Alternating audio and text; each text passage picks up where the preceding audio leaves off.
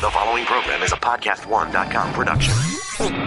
He started in a small town in Texas.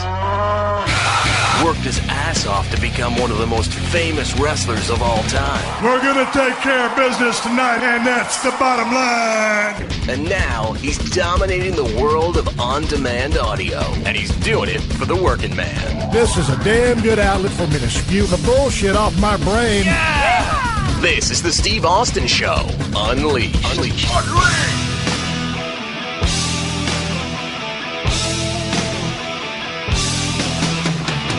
All right, everybody, welcome to the Steve Austin Show. I have started and stopped this show 15 times, but I'm going to keep it rolling today, and you're going to get all this extra noise in for free. I am joined by my lovely wife, Kristen, who is sitting cross-legged on the bed, and Hershey the Wonder Dog, my chocolate lab who's spoiled rotten, is laying in front of her. Shona the Black Lab is beside her, and Moolah the Silver Lab, our new addition, is laying on the other corner of the bed. And we're tucked away in a bedroom to get away from all the other hunters, which is my family, and have a little peace and quiet in here so I can open up a can of audio whoop-ass for you. Before I take care of business, let me say hi to my wife, Kristen. How are you? I'm doing well, Steve. How are you? I'm doing fine, honey. Thanks for asking. Hey, before you and me start shooting the breeze, you know I got to start things off by taking care of my sponsors. Lumosity.com is one of them. I've been doing this daily, and it's definitely improving my memory and my focus. If you haven't checked it out, you should at Lumosity.com and tell them you heard it from me, the working man, Steve Austin. That's right. One more thank you before we get rolling today. I need to thank another sponsor, and that sponsor is Hulu Plus. They know I do this show for the working man and the working woman, so that's why they've got a great deal for my listeners. That's right, my listeners, a 2-week free trial. Just go to huluplus.com/Steve. That's huluplus.com/Steve. Hulu Plus and Lumosity.com are why I can keep doing this show for you for Free. That spells free.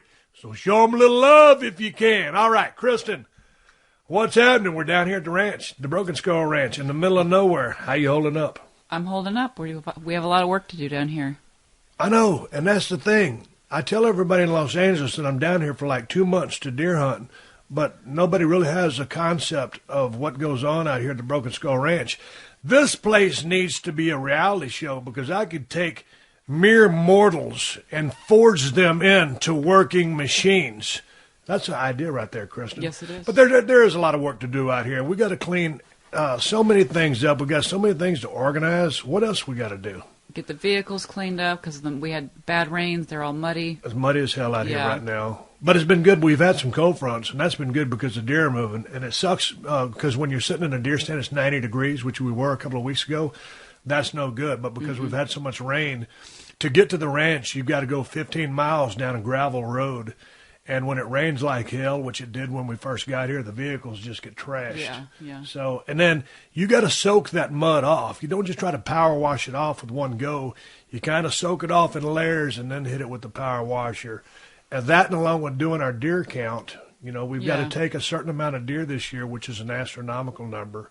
And everything that we take off the ranch is eaten by a human being. My wife is a vegetarian and an animal lover, as am I, but I'm passionate about my deer hunting. Kristen, you haven't been able to go to your Zumba class for now 3 weeks. Are you in withdrawals? Yes. My wife loves Zumba. If there's one thing my wife loves, it's Zumba. Why do you like Zumba so much? It's an hour of fun. Yeah, but you got that DVD. You got the whole kit. That's It cost like $99 back in the day. I remember when you got it. It's high quality. I dig it. I like the music. Now, I would never do Zumba. I think my knees might explode. Why do you love it so much? Well, it's not like when you have a DVD, you want to actually just stand in front of a TV set and dance. It's not. I just like to watch because I like to watch them dance, and I like when what's that guy that invented it? Beto. Yeah, Beto. I like when Beto does the alligator chop. What's it called? I don't know, alligator chop. Yeah, with the guy does the little like karate chops up in the air. I just think it's the funniest thing. I like watching the video better than I do doing the Zumba to the video. See, if I could just get me like a 12-pack of Sierra Nevada Torpedo Extra IPA and just watch the DVD and get in shape at the same time, I would have a fitness craze. Yeah. This could be bigger than Zumba. I'm bullshitting you, folks. That ain't never going to happen. Hey, so what else is going on out here? Because you're a little more social than I am. Are you jonesing for anything else? Because we always like to eat sushi once a week in L.A. Yeah, I miss the sushi once a week. But now we've been eating Mexican food once a week. And I love me some Mexican food. It's my favorite food in the world. But there ain't a single healthy Mexican food item that I like. So every time I go, I gain like 16 pounds. Yeah. And you get my chalupas. The chalupas with refried beans and cheese and guacamole lettuce. And lettuce. Yeah. No tomatoes? Oh, they put tomatoes, yeah. Tomatoes? Hey, you've been going to the deer stand a lot, and you've been seeing some good bucks. Yeah. So, are you having fun? Yeah, it's a peaceful hour just sitting there watching animals. So I'm a hunter, and you're a non-hunter, but you love sitting in the deer stand and enjoying nature. Yeah. So it's not all about hunting and killing out here, folks. It's about enjoying the outdoor lifestyle. Yeah, I love sitting in the deer stand, just looking at the deer and seeing what other creatures come out and, watching them interact. Hey, before we sat down to do this podcast today, and today in a little bit I'm going to be talking to a fellow from the business of professional wrestling, but we were talking about how much work we got to do out here at the ranch. A lot of people think when I come out here to the ranch I'm just relaxing or deer hunting. We got a bunch of shit we got to do. Yeah, we just redid our pavilion floor, which we had to power wash 14 times. And we sealed it up. And that took a couple days. And we moved all the stuff, all the gym out. The Fort Knox safe we moved out, and me and Kristen and at Ted Fowler 361, who's down here helping us out and hanging out and deer hunting with us. So, but also with that, I mean, we got to get the whole ranch in shape before we leave because we won't be back for another couple of months. Yeah, and did you forget we didn't have a hot water heater for a couple of days? Oh yeah, man, we had a what was it, a fuse? The element went out, and the breaker also went out. One of the elements went out in the water heater, but then the breaker went, and we had to get an electrician out here. And when you're in the middle of nowhere and you want an electrician just to appear out of nowhere, presto, it don't happen like that. So we had to go next doors to the other gimmick house we got out here and shower out there. And you know what? It makes you appreciate, I guess, I'm a pretty tough guy, but, when I take a shower, I like some hot water. Yeah, especially when it's 30 degrees outside. Yeah, when you got to walk over to the other house. These are trailer houses. I ain't trying to sound like a hot shot, folks. When you got to walk across the pavilion in the cold to take a hot shower, it kind of sucks. Yeah, it does. And don't get me wrong, I can go a couple of days without a shower, but my wife can't. No, and it's tough to wash dishes with cold water. Oh, yeah, because you can't get the grease off. Yeah. Well, we're clean freaks anyway. Well, again. Hey, check it out. Kristen, are you going to come back and wrap this show up with me in a little bit? If I'm not too busy. All right, if she's not too busy, babe. Before we get to the interview with my guest, I want to tell you guys about Sherry's Berries. Kristen, you've heard about Sherry's Berries. This is a great gift if you still got some last-minute shopping to take care of. You can send everyone giant dipped strawberries from Sherry's Berries for only $19.99. And for listeners of the Steve Austin Show, I've got an even sweeter deal. You can double the berries for only $10 more. These are some of the biggest strawberries I have ever seen, and they're dipped in white chocolate, milk chocolate, and nuts. But the only way to get this special $19.99 deal is to visit berries.com. That's BERRIES.com. Click on the microphone in the top right corner and type in Unleashed. I don't know anyone who doesn't love Sherry's Berries. I love me some Sherry's Berries. So go to berries.com, click on the microphone, and type in Unleashed. And consider your holiday shopping done. Kristen, every now and then, I always ask people to send me questions, suggestions, or comments to questions at steveaustinshow.com. So, every day I check the email for the show. Yes. Religiously. I read every single email that comes in. I can't respond to all of them, but you see me read them. Yeah. So I got this one in just the other day, and it goes like this.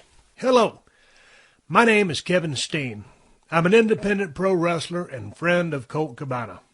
You guys actually talked about me a little in your podcast with him a few weeks ago. This isn't actually a question, but more of a thank you. It turns out you gave me the best advice I ever received back in 2005, and that advice changed my entire career. My buddy and I were on our way to a show in Los Angeles and had a layover in Dallas, and you were on the same flight as us. We went up to you at the gate and asked for a picture, and you were as nice to us as anybody's ever been. We talked wrestling a bit, and before you got on the plane, I asked you for one piece of advice. And you said, whatever you do, don't ever stop running your mouth. That plancha shit will kill you. I took that to heart and have since become known for my big mouth.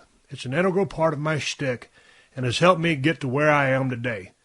My dad saw me grow up on your antics. I was a huge Stone Cold fan, still am. And when he listened to your podcast and heard you say that you had heard of me, man, I can't tell you how happy and proud that made him. So yeah, I just wanted to say thank you. Thank you for the countless hours of entertainment. Thanks for the advice, and thanks for the mention on your podcast. Sorry for using this email address and not sending an actual question. Take care. Kevin. You know, I read that damn email, and I vaguely remember that moment in 2005. Sure don't remember what the cat looked like, but I got on YouTube and I started watching some of his matches. And I was very impressed because this cat can work his ass off. And he does a bunch of very unique stuff. And you can follow him on Twitter at FightsteinFight. His website is kevinsteinwrestles.com. And he has a YouTube channel called Kevin's Weekend Escapades. There was also a thing on YouTube called The Top 95 Moves of Kevin Steen. If you haven't seen that, you ought to check it out because this kid's pretty special. So I figured, what the hell? This kid's nice enough to send in a damn email and bring that up. And I started searching around and looking on the roster. And, hey, man, why don't I just have this son of a bitch on the show? So I reached out to Kevin, emailed him back, and he sent me his phone number. And that's who my guest is today. Ring of Honor, Pro Wrestling Guerrilla, independent wrestler, one bad son of a bitch, Kevin Steen. Steve Austin, Unleashed. All right, so I'm talking to Kevin Steen here on my new system. I got my little headphones on. I got my Blue Yeti mic. Kevin, how are you doing? Welcome to the Steve Austin Show. What's happening? I'm great. Thanks a lot for having me, man. It's a huge thrill for me to be talking to you. I hope you know this. Hey, man, it was just interesting that you sent me the email. And I said, hey, man, I started reading this email. I said, man, I got to give this cat a call and get him on the show. And then I said, hey, I'm trying to get something done, but, maybe I'll just talk to him for 15, 20 minutes. And I started watching more and more of your stuff on YouTube. And I said, man, this motherfucker can work. So I said, fuck that. We'll just talk for, an hour and open up a total can of audio whoop-ass. So, hey, man, let's go back to the story. Before I went to break, I read the email that you sent in, and going back to the year 2005 when you and I met at LAX Airport. Yeah. Tell me about that story from your perspective, where you guys were coming from or where you were going back in the day. It was me and this wrestler, El Generico, who was also in the Indies. We came up together, we started in Montreal together for a company called IWS, and we were wrestling there in 2003. And then in 2004, we started, getting out there in the United States a little bit. And then by 2005, we were wrestling for this company in California called PWG, Pro Wrestling Guerrilla. And we were on our way there. We had a layover, I believe it must have been in Dallas, I'm pretty sure. And it was our second layover of the day. We had we drove to Albany because we used to drive to Albany, New York to catch a flight because it was way cheaper than Montreal back then for for PWG. So we'd drive 4 hours to Albany. It was always, through the night from we'd leave at midnight, get there around 4 a.m., catch a 6 a.m. flight, something like that. And then I think we had a layover in Philly maybe, and then another layover in Dallas, and then on to L.A. So we were pretty exhausted, and I remember I was walking to a water fountain at the gate, and then I saw you standing over by the corner. But, I wasn't sure if it was you, just because... I can blend into a crowd pretty good. You're Steve Austin. I wasn't sure if I was seeing things, but then I realized it was definitely you. And you were kind of trying to be... You seemed like you were trying to stay a bit on your own, but I'm like, I can't not go up to him. So I went up to Generico, and I'm like, I didn't want to alert everybody around us, so I was trying to be quiet and saying, hey, come over here, we're gonna go see Stone Cold. And he didn't understand what I was saying. For some reason, he thought that I was about to get into a fight with somebody, and I needed backup. So he was following me and asking me, who are we gonna fight? I'm like, what are you talking about? We're in an airport. Why would we get into a fist fight? I'm like, we're gonna go talk to Steve Austin. And then he saw you. He's like, that's not Steve Austin. Oh shit, it is. So then we walked up to you, and we didn't want to bother you or anything, but you were great. It was no problem. It was no bother, and we ended up talking about wrestling a little. We took a picture with you, and then they called first class, which you you were on, Mr. Fancy Pants, I guess, with a big first class ticket, and we were in economy. So right before, as you were about to leave, I'm like, hey, do you have just one piece of advice for us, anything at all? And then that's it. You said just run your mouth, never stop running your mouth. And then you looked at Generico, because he's, you know, even back then, less back then, but even back then he was taller and skinnier than me. You just looked at him and said, that plancha shit will kill you, you know? And then that's it. You were off. And then I remember we were all the way back, and we passed you on the way to our seats. And then we were both trying to figure out what we could do, like to thank you for the advice. And we were like, oh, maybe we could ask the stewardess to buy him a beer for us. Then we realized first class, you get that stuff for free. So we ended up just not doing anything. But we were pretty, like the woman sitting next to you looked like a businesswoman or whatever, and we were blown away that, like, she had no idea of the wealth of knowledge about pro wrestling that was sitting next to her. So it's probably a good thing you weren't sitting near us, because we probably would have driven you crazy, to be honest. Wait, that wasn't that flight that I had to climb out onto the wing and make an engine repair, was it? No, I don't think that was it. Hey, but I appreciate the thought. It's the thought that counts about sending that cocktail over there. Yeah. Hey, I was watching quite a few of your matches on YouTube before we spoke, and of course I've heard of you before. And of course, when I was talking to Colt Cabana, I mentioned you several times, as you and Colt know each other very well. Yeah. But I told you back in the day, and told Generico to watch out for that plancha shit. That shit will kill you. Run your mouth. So, first of all, let's talk about Generico. He's doing all that plancha stuff. How's he feeling these days? Well, he's actually retired, El Generico. He's stopped wrestling. He really? Yeah, I mean, he was originally from Tijuana, Mexico, but he's got an orphanage over there. But now there's this wrestler in NXT called Sami Zayn. I don't know if you're familiar with him. Yeah. He wrestles a lot like Generico. I think he was a big El Generico fan back in the day and studied a lot of El Generico tapes, and he does the exact same moves as El Generico, it turns out. And he seems to be feeling pretty good. So I assume that if Generico was still wrestling, he'd say he's doing pretty well, and he's feeling all right as well. Well, how old is Generico? Generico is 29. So is Sami Zayn. They actually share a birthday, weirdly enough. Well, man, dude, 29 is pretty young to be retired from the game. Yeah, I mean, the duty called. He had his orphans back there. It's a whole thing. But then, like I said, Sami Zayn picked up the torch, and he's doing pretty good in NXT. So El Generico lives on through Sami Zayn, really. So, dude, I was watching, some of your stuff, and you got a hell of an arsenal. And I told you we were going to start this interview at 1 p.m. your time, 12 o'clock my time, and I called you 15 minutes late. And the reason I called you 15 minutes late was because I was on YouTube watching the top 95 moves of Kevin Steen. Folks, if you are listening to my voice here on the Steve Austin Show, where twice a week I open up cans of audio whoop-ass, you must go to YouTube and watch the top 95 moves of Kevin Steen. It's some badass shit. Dude, when I was on top, on fire, white hot, I had like 3 fucking moves. If I would have known half the shit, hell, piss on that. If I would have done 15% of the shit you did, there ain't no telling what I would have done. How in the wide, wide world of sports did you come up with all this shit? Because it's some very, very good stuff. Yeah, I mean, I haven't seen the top 95 moves video. I've heard a lot about it, though, because I guess people, like a lot of people have watched it, and that's cool, but I don't even have myself the patience to watch myself for, 95 moves. And out of those 95, I assume I do like maybe 15 nowadays, but a lot of the stuff I came up with was just at the wrestling school. I trained with Jacques Rougeau, the Mountie, and, the way he ran his school is he would kind of show up and, walk around the ring while the guys were in the ring and somebody else really trained us, one of those. Yeah. But I mean, his input was very valuable. I appreciated it anytime he could help us out. And I was in his first class, so I think I got the most out of Rougeau that anybody who came up through him did. Because afterwards, he really started to take a back seat to the and just kind of stay out of the ring. But whenever he wasn't at the wrestling school, we could still go and work in the ring at our leisure. So I would go every day practically.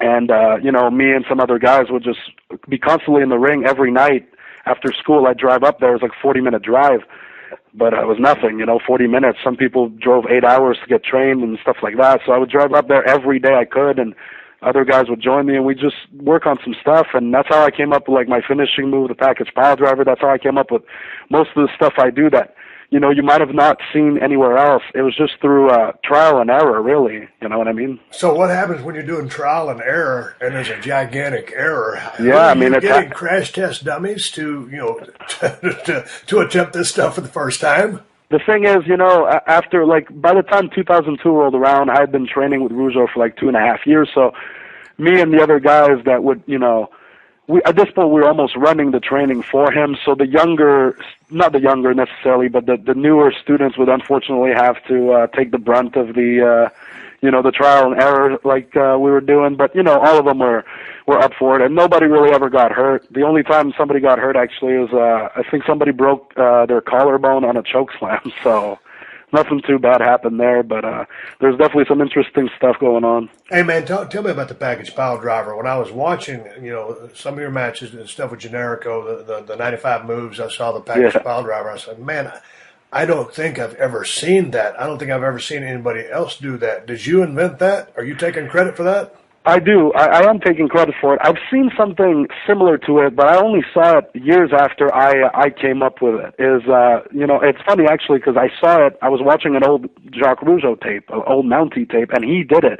But he didn't do it like me. He kind of just grabbed the back of the guy's thighs, but without hooking the elbows the way I do, and then he just kind of rolled them on his legs and then kind of fell backwards with it. So it wasn't quite as impactful, but I hadn't seen him do that when I came up with it. It was another trial and error kind of thing. I was just picking up guys, and then I picked somebody up that way with the elbows and the legs tucked in, and I'm like, oh, I mean, this might make a pretty good pile driver. And then I started doing it, and, you know, other kids at the school were into it, and then I used it on a show, and by the reaction, I knew I had something, you know? Oh, it's devastating looking. Hey, let's go back to the school for a second. You said you were training there with Jacques for 2.5 years. Now, and towards the end of that, you were actually training people. But as you were learning, how much experience did you get? How long were you in the school until you had your first match? I was in the school. I actually didn't start with Rougeau. I got trained by a French guy called Serge Jaudoin for maybe a month in the summer of 1998. I was 14 when I started training. I've been bothering my mom about, you know, since I started watching wrestling when I was 11, I got to get into a wrestling school. They were like, well, you're a bit young. And then eventually through somebody at her work who knew Serge Jaudoin, I got into that school, and he said, yeah, you're 14. We could start training you slowly.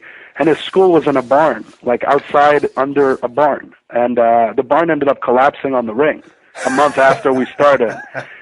So thankfully nobody was in the ring, but so that put an end to that. But I mean, he had taught me some pretty good basics, you know, nothing too crazy, but I was just starting out, and I was a 14-year-old kid, so he didn't put me through anything too rough. But then a year went by, and I remember I was in school in, you know, back in the day, it was 1999, so the internet and computers weren't what it is today, but I was in computer class, and we were surfing the internet, and I saw on a Quebec wrestling website, the only one that existed, that Jacques Rougeau was opening his wrestling school in September of 1999. At that point, it was maybe, I don't know, June.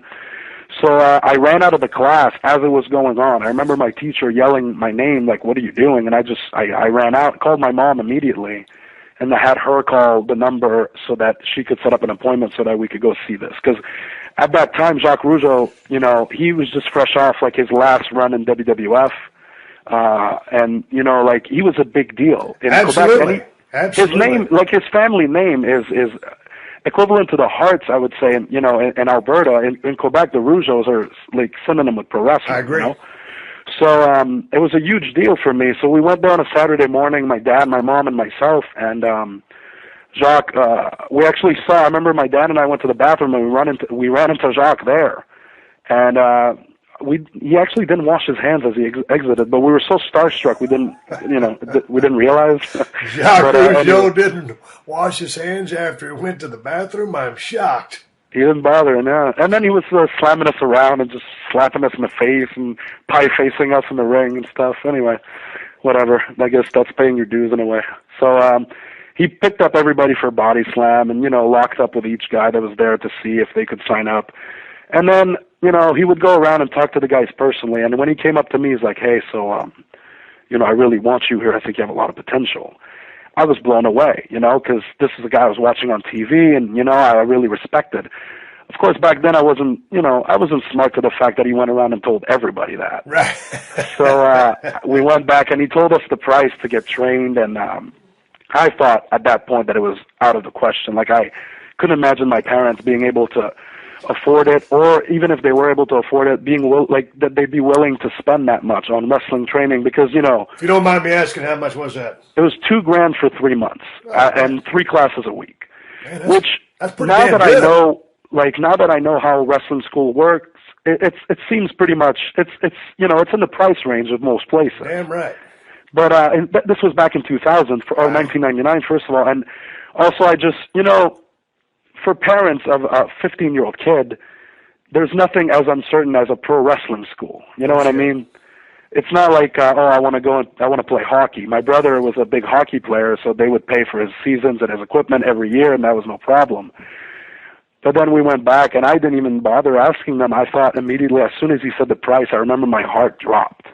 And I looked at my dad, and my dad just went just gave me a nod, like, keep listening, And then when we were driving back, they told me, listen, we're going to pay for you to do this. Wow. And I couldn't believe it. That's awesome. It's not just the paying. It's at that point I couldn't drive, so they'd have to drive me up there and all this stuff, But they did it. They were behind me 100%, and I really wouldn't be where I am today without them. So that's why in the email I mentioned how my dad was proud of hearing you talk about me. He saw me grow up on you, but he also followed me through my whole career, so that really meant something, So I ended up being at the wrestling school for 3 years, from 1999 to 2003, and I had my first match May 7th, 2000, which was my 16th birthday. So when you first started out, were you working heel or babyface? I was total babyface. I was pretty short. I was pretty skinny, which is hard to believe if you look at me now, but I was. They actually called me the Kid because I look like a child. Right. I looked maybe 13, So I was the Kid, Kevin Steen, and that was my big thing. I had my first match May 7th, 2000, in front of maybe 1,000 people, I'd say, which is pretty good for a first match, Yeah. But that's how Rougeau worked. He would have the way he ran his school and his company, because he also ran his own company. He would have shows maybe every 3 or 4 months for his students. And he would bring in a name like around that time he was bringing Kurgan or King Kong Bundy a lot to wrestle him as the main event, and the rest of the undercard would all be his students.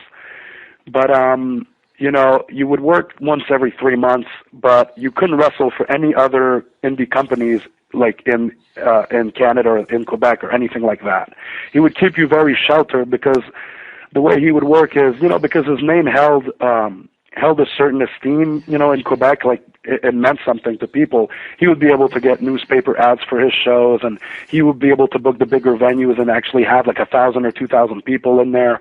So he felt like if you are going around wrestling for companies that have 100 people and in a basement somewhere, that's not helping him, and that the exposure he's giving us, let's say with our face in the paper for his show, is helping other companies.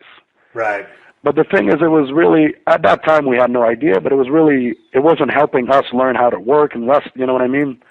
And he would have us practice our matches for 3 months. 3 months in advance, he would be, okay, we have a show in May, it's February now, you are going to wrestle on the show, you're going to be opener, put a match together and I want to see it. And then we'd put a match together, and he would change what he didn't like, he would add stuff he wanted, and then we'd have to run through that match 3 times a week for 3 months until it was perfect, and then we'd do it at his show. Man, that's unbelievable. You guys weren't calling it in the ring back then? We wouldn't. He didn't want us to talk to each other in the ring.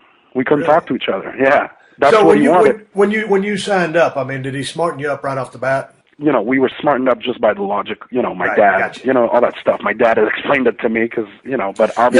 Yeah, but just the inner workings. Hey, he really didn't. That's the thing. I didn't learn how to work, and I didn't learn how the business.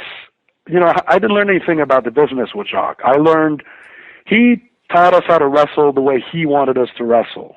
He would teach us how to take a headlock in a way where the guy's head would be down by our hip, and there'd be no way for us to communicate. That's interesting, man. I tell you what, I did that when I broke into Dallas, Texas. I went down to Tennessee, my first night out there with the guy in a mask, and I grabbed a guy with a low headlock like that. When I came back, Dutch Mantell, who was the booker, ate my ass out because there was no way that I could listen to the guy call spots. So Yeah, it's very interesting that he would intentionally teach you to hold that low headlock. Because he wanted it to. This is the weirdest thing about him too. Is he didn't want people to be able to say, "Oh, look, they're talking to each other." Or, "Oh, this is obviously fixed."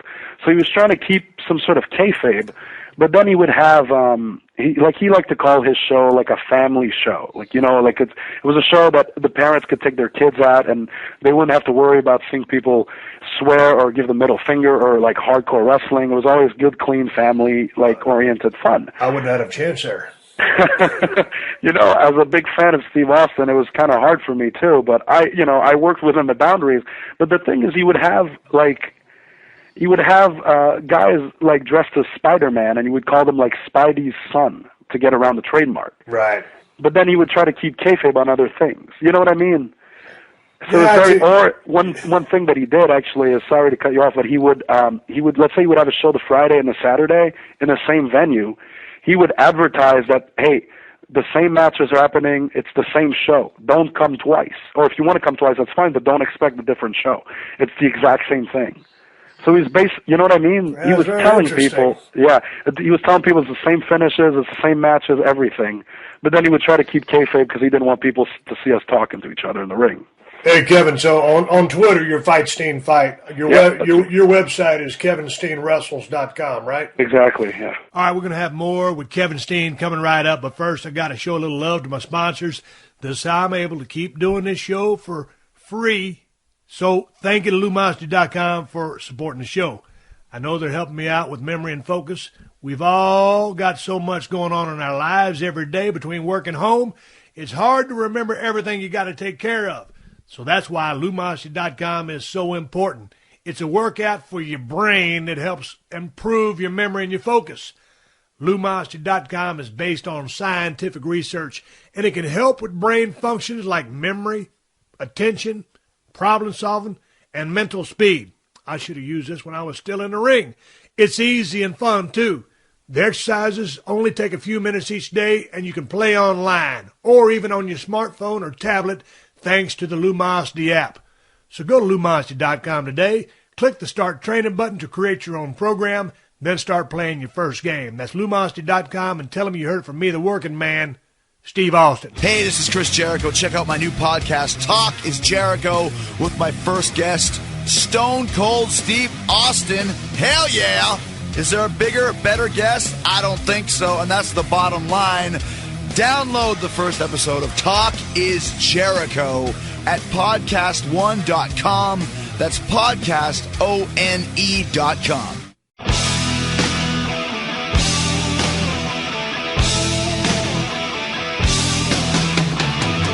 Okay, folks, we ain't done yet, but I got to show my sponsors a little love before we keep going. And I've got to tell you about a great deal that Hulu Plus is offering listeners of the Steve Austin Show. You can try Hulu Plus for free for 2 weeks by going to huluplus.com/Steve. Check it out. Hulu Plus lets you watch your favorite TV shows anytime, anywhere. You can watch at home in your living room or on your smartphone or tablet. And everything's on Hulu Plus. Saturday Night Live, Shark Tank, Jimmy Kimmel Live, and more. You can watch every episode of shows like Lost and The Following.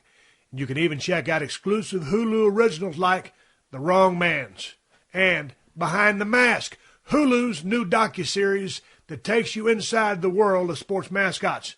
So for only $7.99 per month, you can catch up on current TV shows or binge watch an old favorite. Or catch a great movie. You can watch as much as you want, whenever you want. And for my listeners, Hulu Plus is giving you a 2-week free trial. All you have to do is go to huluplus.com/Steve. That's huluplus.com/Steve for the hearing impaired. It's a special offer just for listeners of the Steve Austin Show. Go to huluplus.com/Steve for your 2-week free trial. Hallelujah. All right, so I'm talking to Kevin Steen.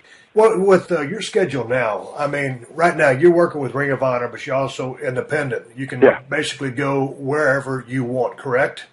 Wherever there's Ring of Honor, my contract with Ring of Honor keeps me from working some promotions that have iPay-per-views. But besides that, I'm open to absolutely anything. I can do whatever I want. I work all over the place every weekend, and I'm having a blast doing it. So you've been in the business now since you were 16. You're about 29. You've got, 14 years under your belt? Yeah, but I would say more, for those first 3 years when I was wrestling under Rougeau, I kind of don't count those years just because I really didn't learn anything. You know what I mean? I was like a robot going through motion. Well, mechanics. Yeah, exactly. Mechanics, so I feel like my career really started in 2003. That's the way I see it. When I broke off from Rougeau, that's when I feel I really started to be a wrestler. But if you want to, if you count from my first match on, then 2000. So I'm just about 14 years. But what I was getting to was, with coming up in that environment with kind of a scripted, per se, match, and with what you're doing now, I mean, you've got to be calling, a large part of it in the ring, maybe a fishbone of things is going to happen, but be able to work on the fly because, I mean, you're working with, many different folks on a week in, week out basis all over the place. Yeah, absolutely. It's very different. I mean, I know Rougeau still has a company out there and he's still training people, and I would say that if anybody came from his company straight into, the Ring of Honor or PWGs or any other indie company now, they would get eaten alive just because they don't know how this really works. So I was lucky, I started wrestling. I started getting a clue of how things really worked because when I broke off from Rougeau, I didn't immediately start in the States. I started wrestling around Montreal for other independent companies, and a lot of the guys that were wrestling there had left from Rougeau already. So I was friends with them, and they knew that I didn't know what I was getting myself into, so they kind of helped me out. You know what I mean? Right. And then so I slowly learned through that, and then Quebec companies started bringing guys from the United States, which was very foreign at the time. Indie companies in the United States will bring people from all over. But in Quebec, it was almost like we were our own little territory. And, bringing a guy from Ring of Honor in to wrestle on a Quebec show was unheard of until 2004, when a Quebec City company that doesn't run anymore brought Christopher Daniels in to wrestle me. Right. And then I started wrestling guys like Chris Daniels, and then a month later somebody brought Samoa Joe over, and Jerry Lynn, and AJ Styles, and I got to wrestle all of those guys almost like in a row. And I started seeing how different things really were, because those guys are awesome, and they saw that I had a good head on my shoulders, I think, and as clueless as I may have been, they were willing to help me. Right. So, and then they brought, in November of 2004, the same Quebec company brought Steve Corino in, and I wrestled him as well, and he was instrumental in me becoming who I am now. He helped me so much, and he still helps me to this day. I work with him in Ring of Honor on a regular basis, and he's become one of my best friends. So now, how often are y'all taping Ring of Honor? I'd say they have 2 to 3 shows a month, and sometimes they're house shows, but there's a TV taping every maybe 4 to 6 weeks, I'd say. There used to be iPay-per-views, but that's become now video on demand. Like this Saturday, there's a big Final Battle show. That's the biggest show of the year. It's in Hammerstein Ballroom in New York City. And then Monday, it's going to be available on the ROH Wrestling website. So you're on that card? Yeah, I'm wrestling Michael Bennett in a stretcher match, actually. He's got this pile driver thing going where he gave a guy by the name of B.J. Whitmer a pile driver a couple months ago and just paralyzed him. It was actually very reminiscent of what happened to you.